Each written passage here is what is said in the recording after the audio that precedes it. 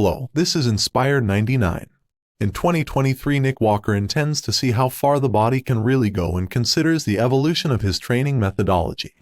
One of the most well-known names currently participating in the men's open class is Nick Walker. Walker recently spoke on the Think Big Bodybuilding podcast on steroid use, alterations to workout regimens, and whether or not attractive physiques will rule in 2023.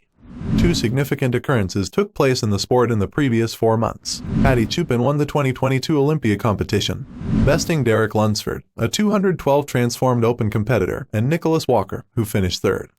Nick Walker, Andrew Jacked, and Samson Dauda competed for first place and a sizable prize in the 35th annual Arnold Classic.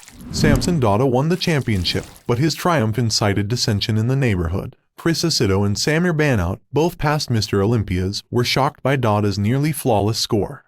Walker has plenty of time to modify his plan for the Olympics in the future. The 28-year-old joined Nick Trigely in a recent Mutant in the Mouth podcast to analyze the condition of judging today. They both agreed that possibly a fairer procedure would result from greater openness. Walker provided some fresh training information and talked about how he reacts to steroid use when he is still in his off-season. Walker claims that since his most recent game, the pace and tempo of his training sessions have shifted.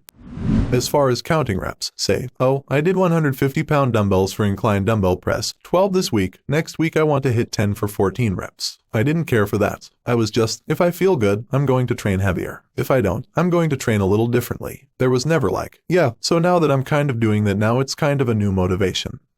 I was pretty ballistic when I started. Actually, Matt taught me that. When we met back in 2019, he didn't do my training per se, but he told me to slow the movement down, control the eccentric rep and explode up. So I had to kind of restart in a way. But that's just what I did and the progression just came very, very fast, Nick Walker shared.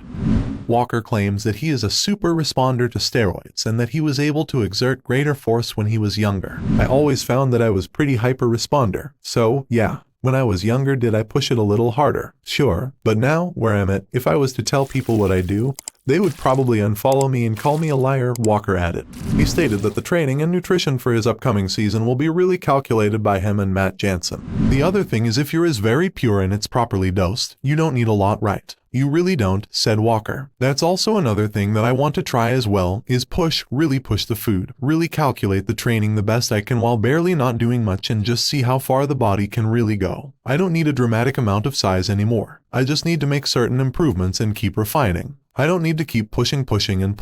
Walker intends to compete on his own terms despite Dauda and Andrew Jack's success as aesthetic bodybuilders. He said that he would do so if it were possible. So here's the thing, it's hard to tell right because you had someone like Paddy Chupin win the Olympia, who in my personal opinion, he's I guess aesthetic but not the most aesthetic guy here. Then you had someone like Samson win the Arnold. It's more along the lines of which direction are we going? I kind of do feel they are kind of transitioning to the more taller aesthetic look. With that being said, I'm not necessarily trying to play that game.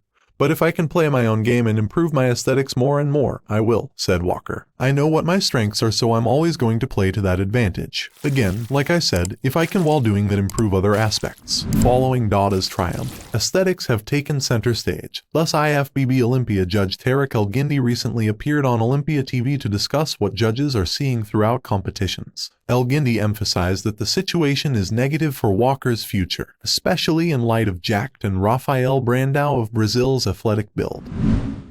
If you enjoyed this video and want to see more like it, please hit the subscribe button and turn on notifications to stay updated on all of our latest content. Your support means everything to us, and we couldn't do this without you. So once again, thank you for watching, and we'll see you in the next video.